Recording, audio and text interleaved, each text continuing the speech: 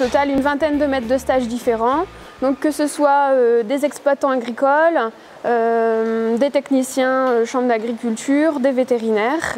Moi je suis allé au lycée de Fontaine, j'ai fait 6 ans là-bas, donc j'ai fait un BEP sur 2 ans, un bac pro en apprentissage et un BTS en production végétale sur 2 ans également. Sur les 4 années bac pro BTS en alternance, j'ai pu travailler dans une autre ferme que celle-ci pour voir un petit peu autre chose. Travailler dans une coopérative, ça m'a vraiment permis de voir comment travaillaient les autres, quelles étaient les attentes de la coopérative, du marché, et de travailler avec des clients, des adhérents. Entre ma fin du cursus scolaire et aujourd'hui, il s'est passé à peine 10 ans. J'ai travaillé dans une concession agricole. Ça m'a vraiment permis d'ouvrir les yeux sur un aspect commercial. C'est vrai que mon expérience a été très utile. J'ai découvert un aspect humain, un aspect contact humain qui est très intéressant. Ça m'a permis de discuter beaucoup, de voir du monde et de pouvoir, étant donné que je suis assez curieux, je me renseignais et j'ai découvert des autres moyens de production que les nôtres, des autres systèmes de travail. Donc le BPREA, c'était l'année 2011-2012 et je me suis installé en septembre 2012, donc il y a 4 ans. Je pense que c'est début 2010 où j'ai commencé à me dire tiens, j'ai bien envie de changer. Au printemps 2011, j'ai mis en place un petit élevage chez moi. Donc fin 2010, j'avais rencontré des éleveurs, pris de la documentation sur internet, etc. 2011, je démarre un petit élevage juste pour me rendre compte que je suis toute l'année 2011. Été 2011, je pars dans une formation courte pour voir un peu de quoi ça parle. Et puis septembre 2011, j'attaque une formation BPREA. Donc il y a 2 ans entre 2 ans et demi entre l'idée de se dire tiens pourquoi pas. 1 an plus tard, je rentre en formation et puis encore 1 an après, je m'installe. La formation pour moi, elle n'est pas indispensable, mais elle est très importante. Le fait de s'expérimenter sur un petit... d'avoir une phase un peu d'expérimentation, ça me paraît aussi vraiment important. Mais après, c'est aussi aller voir d'autres éleveurs, se faire une idée, rencontrer.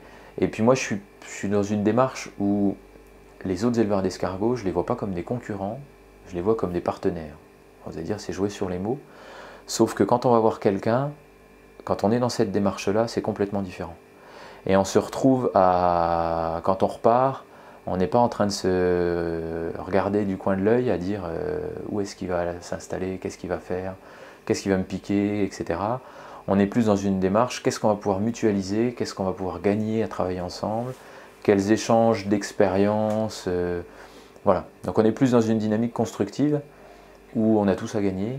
Alors de 2013 à aujourd'hui, j'ai rajouté de la théorie à mon métier, c'est-à-dire que moi j'étais beaucoup sur la production de plantes et faire des formules derrière qui me plaisent et qui plaisent aux gens qui les achètent. Seulement, le produit que je fabriquais, les produits que je fabriquais se sont retrouvés du coup sur le marché en face d'autres produits avec tout ce qu'on appelle le marketing, etc.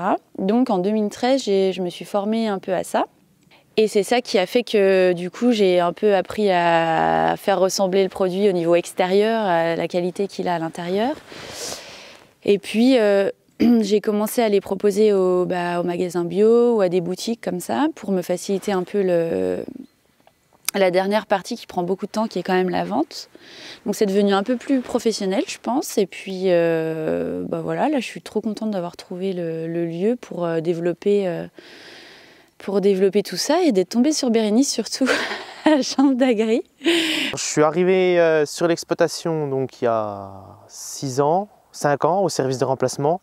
J'ai fait 1 mois l'été et puis quelques semaines au printemps pour remplacer donc mon cédant qui avait des mandats professionnels et qui s'absentait régulièrement.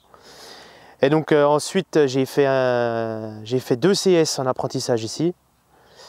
Voilà, plus un stage Proforéa encore par la suite pour le temps de faire les démarches à l'installation et puis de finaliser le projet, quoi. C'était déjà d'avoir la capacité agricole, donc je suis passé par l'étape école.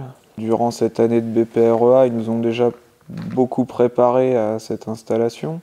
sachant qu'on travaillait sur nos exploitations support. Donc, on a fait notre plan de développement économique dessus, avec les chiffres de la ferme où on s'installe. Donc, on était déjà baigné sur notre concret, sur notre futur concret, quoi.